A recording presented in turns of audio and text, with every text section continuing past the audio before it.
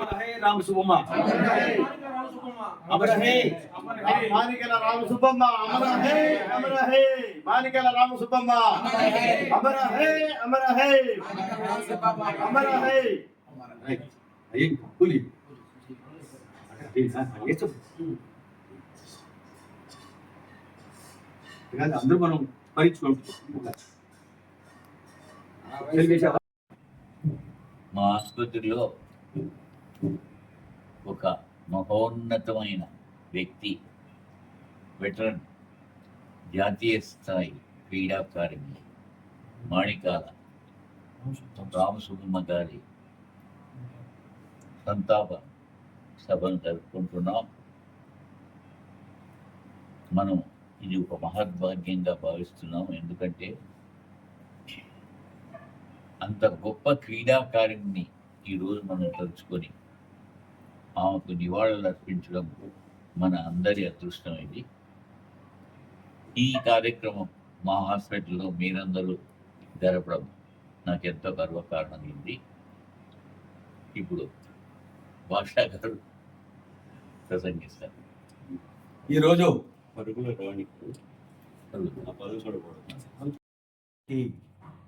మరి మాణికల సుబ్బమ్మ గారి సంతాప సభ మేమందరం కలిసి మొదటగా రామసుబ్బమ్మ చిత్రపటమునకు పుష్పమాలను సమర్పించి ఘనంగా నివాళులర్పించడం జరిగింది. ఈ నేపథ్యంలో రామసుబ్బమ్మ గారు కావలిలో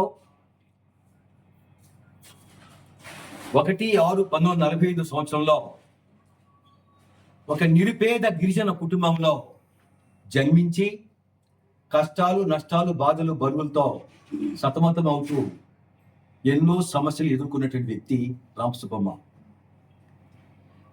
మరి విశ్వోదయ బాలికోన్నత పాఠశాల కావలిలో విద్యాభ్యాసం కొంతకాలం చేశారు. మరి జీవనోపాధి కోసం కావలిలో కొన్ని ఇళ్లలో పనిచేస్తూ జీవనం సాగిస్తూ ఆమెకు ఒక కొడుకు, కుమార్తె, వాళ్ళిద్దరిని కూడా కష్టపడి, నష్టపడి, బాధపడి, శ్రమపడి మంచి చదువు చదివించి ఉన్నత స్థాయికి తీసుకెళ్ళినట్టు గొప్ప మనిషి మాణికల రామసుబ్బమ్మ.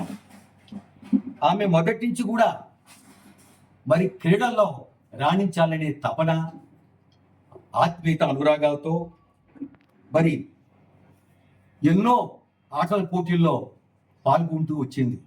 ముఖ్యంగా పరుగు పందెం, షాట్ పుట్టు, జావలిన్ త్రో, ఈ ఆటల్లో ఆమెకి చాలా ఇష్టము, చాలా ఇష్టపడి నేర్చుకున్నటువంటి వ్యక్తి. ఎవరికి ఆమె కోచ్ కూడా లేరు. ఆమె స్వతహాగా ఇష్టపడి మంచి స్థాయికి ఎదిగింది. పోతే ఒక గిరిజన కుటుంబంలో పుట్టి మరి స్థాయికి ఎదగాలంటే ఈ రోజుల్లో ఎవరికి సహాయ సహకారం ఉండవు. ఆమె స్వశక్తితో పైకొచ్చి మరి అన్ని రంగాల్లో రాణించాలని బంగారు పథకాలు 32, సిల్వర్ పథకాలు 14, కాంస్య పథకాలు 3, మొత్తం 48 పథకాలు జాతీయ స్థాయిలో ఆమె అన్ని పోటీల్లో పాల్గొని మరి ఆ పథకాలు సాధించడం జరిగింది. చాలా గొప్ప విషయం. మరి ఈరోజు వాళ్ళ బిడ్డలు ఇద్దరు కూడా మంచి ఉన్నత స్థితిలో ఉన్నారు. వాళ్ళ బిడ్డలు కూడా మంచి స్థితిలో ఎదిగారు. మరి ఈరోజు రామసుబ్బమ్మ లేని లోటు ఎవరూ తీర్చలేనిది. మరి ఈ మధ్య కాలంలో 6వ తేదీన 6/7/2026 తేదీన ఆమెకు నెల్లూరులో ఎంపీలు, ఎమ్మెల్యేల ఆధ్వర్యంలో ఘన సత్కారం చేయాలని ఒక మంచి కార్యక్రమం ఏర్పాటు చేసిన సందర్భంగా ఆమెకి హఠాత్తుగా అనారోగ్యంతో హాస్పిటల్లో అడ్మిట్ అయ్యి విషపు జ్వరంతో ఆమె చనిపోవడం జరిగింది. మరి ఆమెలోని లోటు ఎవరూ తీర్చలేనిది. మరి ఈరోజు మన జిల్లాకే తలమానికంగా నిలిచినటువంటి గొప్ప వ్యక్తి. చాలా ఆమె స్ఫూర్తితో ఎంతోమంది ఈ ఆటల్లో, ఈ క్రీడలలో రాణిస్తున్నారంటే కూడా అతిశక్తి కాదు. కాబట్టి మనమంతా కలిసి ఈరోజు ఇక్కడ ఆమెను స్మరించుకోవడం చాలా సంతోష విషయము.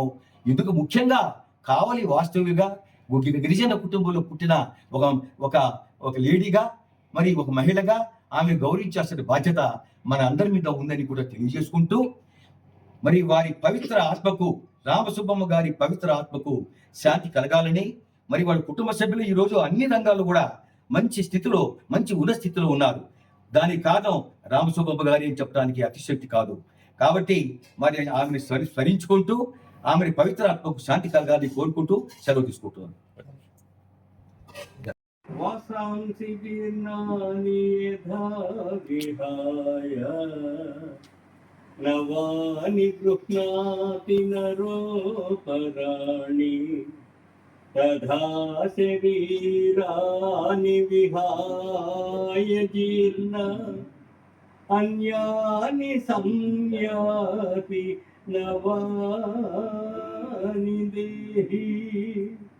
మనుష్యుడెట్లు చిరిగిన వస్త్రమును వదిలి నూతన వస్త్రమును ధరించును, అట్లే ఆత్మ జీర్ణమైన శరీరమును వదిలి కొత్త శరీరమును ధరించుతున్నది. నైనం చిందంతి శస్త్రాణి నైనం దహతి పావకః నచైనం క్లేదయంచాపో నశోషయతి మారుతః నశోషయతి మారుతః. ఆత్మ నాశనము లేనిది, ఆత్మను శస్త్రము ఛేదింపదాలదు, అగ్ని దహింపదాలదు, నీరు తడుపదాలదు, వాయువు ఆర్పివేయను సమర్థము కాదు. ఆత్మ నాశనము లేదు. జాతస్య హి ధ్రువో మృత్యుః ధ్రువం జన్మ మృతస్య చ తస్మాద్ పరిహార్యేర్థే నత్వం శోచితుమర్హసి నత్వం శోచితుమర్హసి. పుట్టిన వానికి మరణము తప్పదు, మరణించిన వానికి జన్మము తప్పదు. అనివార్యమగు ఈ విషయమును గూర్చి శోకింపదగదు.